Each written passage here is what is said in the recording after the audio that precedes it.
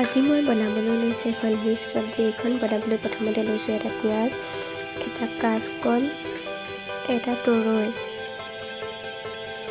আৰু লৈছোঁ এটা জিকা, 3টা আলু।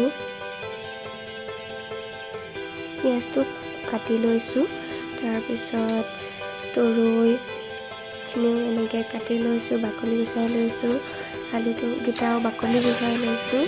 গোটেই চব্জিখিনি বাকলি গুচাই হোৱাৰ পিছত ধুই লৈছোঁ। দেখিছে, এতিয়া তৰৈ, আলু আৰু জিকাখিনি একেলগে কাটি লৈছোঁ।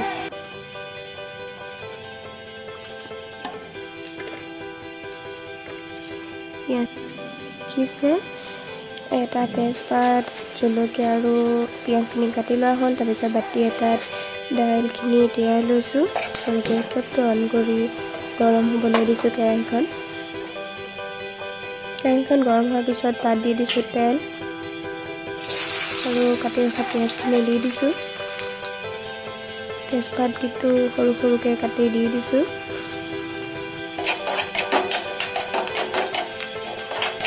পিঁয়াজখিনি অলপ সময় ভাজি লৈছোঁ, তাৰপিছত দি দিছোঁ জলকীয়াটো।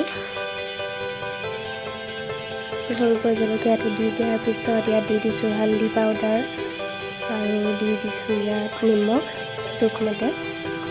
এতিয়া গোটেইখিনি ভাজি ল'ব লাগে। এতিয়া ইয়াত দি দিছোঁ চব্জিখিনি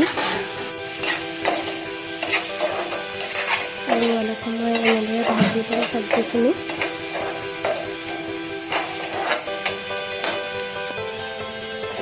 তাৰপিছত ঢাকি দিম অলপ সময়, সোনকালে সিজে ঢাকি দিলে।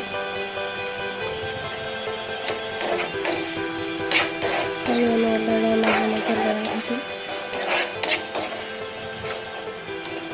চব্জিখিনিৰ পৰা পানী ওলোৱা দেখিবলৈ পাইছে। যেতিয়া পানী ওলাই চব্জিখিনিৰ পৰা, তেতিয়া আমি ইয়াত দি দিম দালিখিনি। দালিখিনি দিয়াৰ পিছত অলপ সময় ভাজি দিম।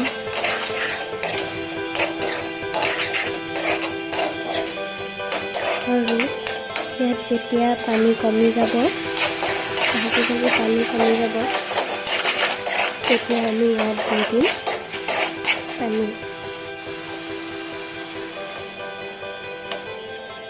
পানী বেছি নিদিওঁ, দালিখিনি সিজিবৰ কাৰণে অলপ পানী দিম।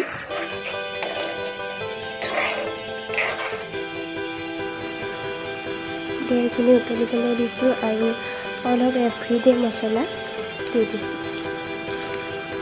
এইটো অপশ্যনেল হয়, আপোনালোকে নিদিওঁ দিলেও নিদিয়াকৈ বনাব পাৰে।